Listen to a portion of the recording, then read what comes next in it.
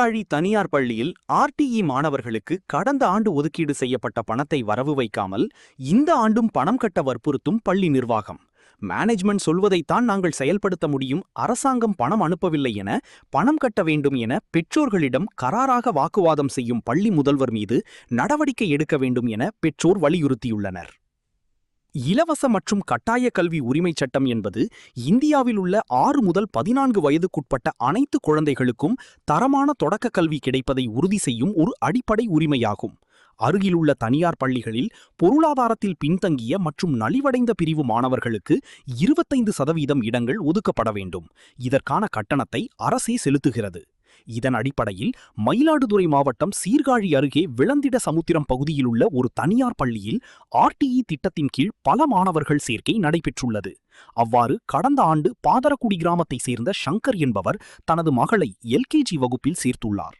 அப்போது ஆர்டிஇ பணம் வந்தவுடன் கழித்துக் கொள்ளலாம் என கூறி பள்ளி நிர்வாகம் எல்கேஜிக்கு உரிய பணத்தை பெற்றுக்கொண்டனராம்.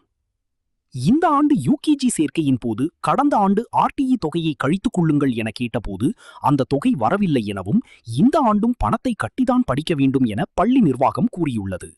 ஆர்டிஇ குறித்து முழு விவரம் தெரியாத பெற்றோர் தனது உறவினர்களுடன் சென்று பள்ளி முதல்வரிடம் இலவச கட்டாய கல்வி உரிமை சட்டத்தின் கீழ் தேர்வாகும் மாணவ மாணவியரிடம் கல்வி கட்டணம் வசூலிக்க கூடாது என அரசு தற்போது அறிவித்துள்ளது என கூறி கேட்டபோது பள்ளி முதல்வர் தங்களது மேனேஜ்மெண்ட் என்ன செயல்படுத்துகிறதோ அதைத்தான் பின்பற்ற முடியும், அரசு கூறும் விதிமுறைகள். அனைவருக்கும் வணக்கம். நான் பாதரக்குடி கிராமத்தில் வசிக்கிறேன். என்னுடைய மகள் ஜெய்சிகா அந்த டார்கெட் மெட்ரிகுலேஷன் பள்ளியில் போன வருஷம் எல்கேஜி இங்கே ஸ்கூலில் ஆர்டிஐ மூலயமா குலுக்கல் முறையில் என் மகள் தேர்வானதுனால இந்த ஸ்கூலில் நான் சேர்த்தேன்.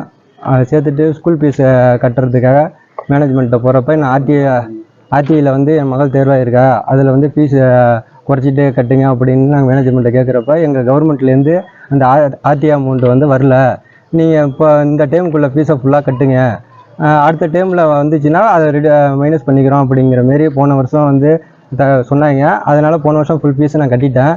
இந்த வருஷம் இன்றைக்கி ஸ்கூல் ஓப்பன் பண்ணதுனால யூகேஜி வந்து இன்றைக்கி என் மகளை வந்து இந்த ஸ்கூலில் விட்றதுக்காக வந்துட்டு ஃபீஸ் கட்டுறது போனேன்.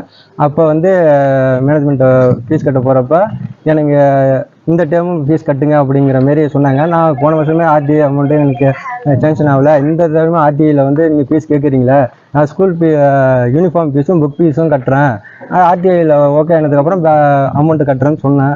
அவங்க வந்து ஸ்கூல் ஃபீஸை கட்டி அதில் ஒரு இதாவது அமௌண்ட்டாவது கட்டி ஆகணும் அப்படிங்கிற மாரி என்கிட்ட சொன்னாங்க.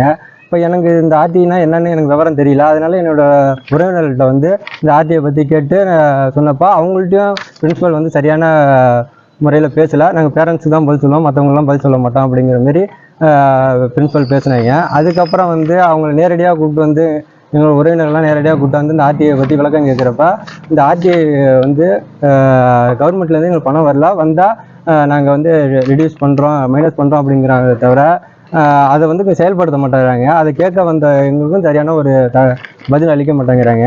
அதனால் வந்து மாவட்ட ஆட்சியர் தொடர்பு கொண்டு கல்வித்துறை அமைச்சரும் தொடர்பு கொண்டு இந்த ஆர்டிஐ வந்து எல்லா மக்களும் பயன்படுற மாரி